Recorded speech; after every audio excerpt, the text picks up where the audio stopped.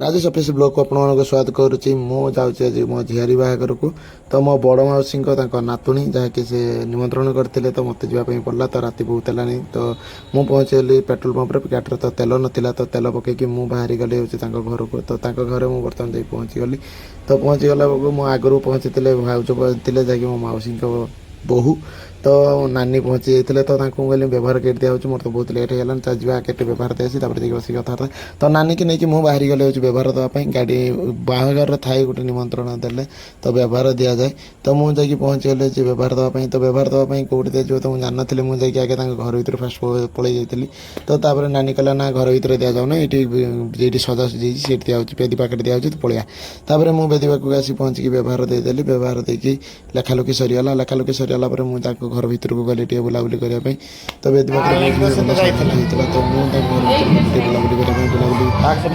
घर से करगला तो मोर से बुढ़ी नानी ठिया जहाँकि 2 दिन तले आम घर को जी आसला तो सी मत कहता है तो भूणी कहीं नहीं आसलुनि मुझे कहले सी भुवनेश्वर जाइए तो आसी नाला तो सी कहता है नहीं आसू मुझे जानी तू भिड कर भिड कर नहीं आसू मुझे ठीक अच्छे ता भर चलो खाईदे तो भाज मो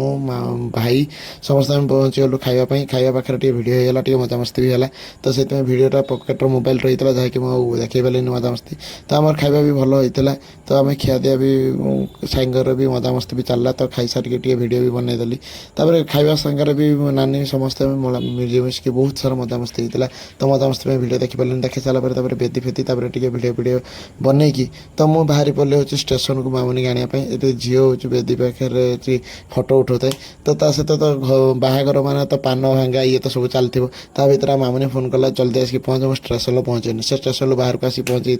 तो मुझे पहुँचली रूपसा स्टेशन जहाँ आने तो नहीं मुझे बर्तमान बाहरी पड़े हूँ घर को तो राति भी सात 10:30 पाखापाखि है आसा भर आम रास्त डीजे पड़गला आगर गोटे डीजे गोटे पास करके आसला पर आउ गोटे डीजे एत रास्ता कंजेस्टेड कला ताकि गाड़ी पास करके आसा पूरा ये टाइम नाला तो मत वेट करके रहा पड़ा घंटे पर मुझे जगह बाहर के आसली बाहर के आसिक बर्तमान पहुँचली घर तो घर गाड़ी पार्किंग करके घर को गलु घर फिर चाबिकाठी नहीं आसली मो गेट्र चाबी पकड़ाई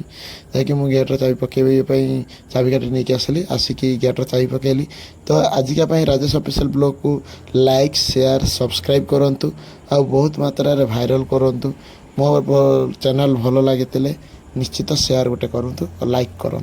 धन्यवाद।